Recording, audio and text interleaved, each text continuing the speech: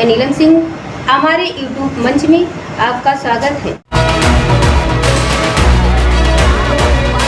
रामनगरी अयोध्या को अपना शक्ति केंद्र मानकर लोकसभा चुनाव में उतरी बीजेपी को पूरे अयोध्या मंडल में हार मिली है।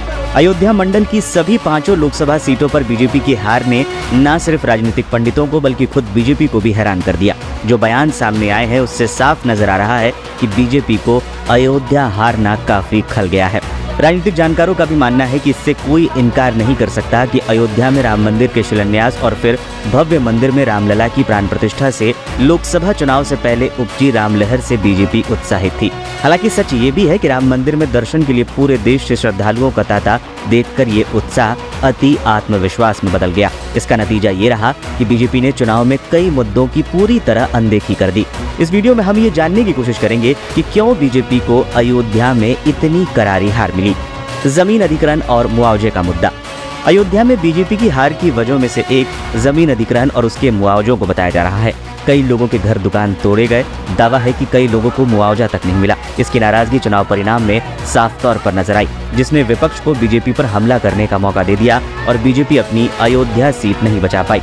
जहां 4 महीने पहले ही रामलला की प्राण प्रतिष्ठा हुई थी, राम मंदिर के पास रामपथ में कई दुकानदारों ने अपना दुकान खोया, जिसके बाद उन्हें मुआवजा तो मिला, लेकिन इससे वो खुश नहीं है कि मुआवजा नाकाफी था। एक रिपोर्ट की माने तो रामपथ पर तकरीबन 1500 व्यापारियों की दुकानें चली गई थी। ये यहाँ पुश्तैनी दुकानदार थे और चौथी पीढ़ी तक काम कर रही थी, लेकिन उन्हें बिना सोचे समझे हटा दिया गया, जिनको दोबारा नहीं बसाया गया।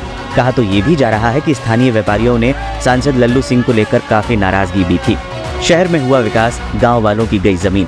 इसके अलावा अयोध्या के विकास में लोगों के जमीनों का अधिग्रहण और मन मुताबिक मुआवजा न मिलना भी नाराजगी की एक वजह बनकर सामने आई। अयोध्या में लोगों के बीच एक चर्चा रही कि अयोध्या में अगर मंदिर बना, अयोध्या शहर का अगर विकास हो रहा है तो इसका फायदा अयोध्या के सुदूर गाँव वालों को नहीं मिल रहा, बल्कि बाहर से आने वाले बिजनेस करने वाले लोग ही उठा रहे हैं, जबकि अयोध्या के लोगों को बड़े बड़े प्रोजेक्ट में अपनी जमीन गंवानी पड़ रही है। अब बीजेपी सिर्फ अयोध्या ही नहीं हारी, बल्कि अयोध्या से सटी सभी सीटें हार गई, जिसमें बस्ती, अम्बेडकर नगर, बाराबंकी जैसी सीटें भी बीजेपी हार गई। सोशल इंजीनियरिंग की पूरी तरह से अनदेखी। राम मंदिर में दर्शन के लिए पूरे देश से श्रद्धालुओं का तांता देखकर उसका ये उत्साह अति आत्मविश्वास में बदल गया। इसका नतीजा ये रहा कि बीजेपी ने चुनाव में सोशल इंजीनियरिंग की पूरी तरह से अनदेखी कर दी। फैजाबाद समेत उसके अगल बगल की सभी सीटों पर बीजेपी ने न केवल अगड़ी जाति के उम्मीदवार उतार दिए, गोंडा, केसरगंज, बस्ती, अम्बेडकर नगर, अमेठी और सुल्तानपुर में से किसी एक सीट पर बीजेपी ने पिछड़ी जाति का उम्मीदवार नहीं दिया। इससे सपा का पीडीए का दांव बीजेपी पर भारी पड़ गया। इन सभी सीटों में से केवल गोंडा और केसरगंज से ही बीजेपी को जीत मिली, बाकी सभी सीटों पर उसे हार का सामना करना पड़ा। जातीय समीकरण और मुस्लिम फैक्टर।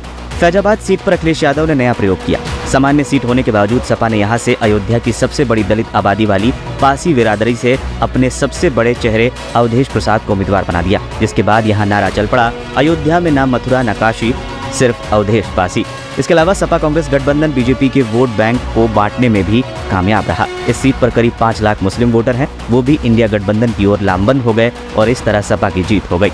राजनीतिक जानकारों की माने तो अयोध्या की हार को सिर्फ बीजेपी की हार नहीं, बल्कि हिंदुत्व के उनके पूरे नैरेटिव की हार के तौर पर देखा जा रहा है। जिस अयोध्या में विपक्ष के राम मंदिर नहीं जाने का मुद्दा बीजेपी ने अखिलेश और गांधी परिवार के खिलाफ बनाया था, अब विपक्ष अयोध्या की हार को पीएम मोदी और आरएसएस की हार बता रहा है।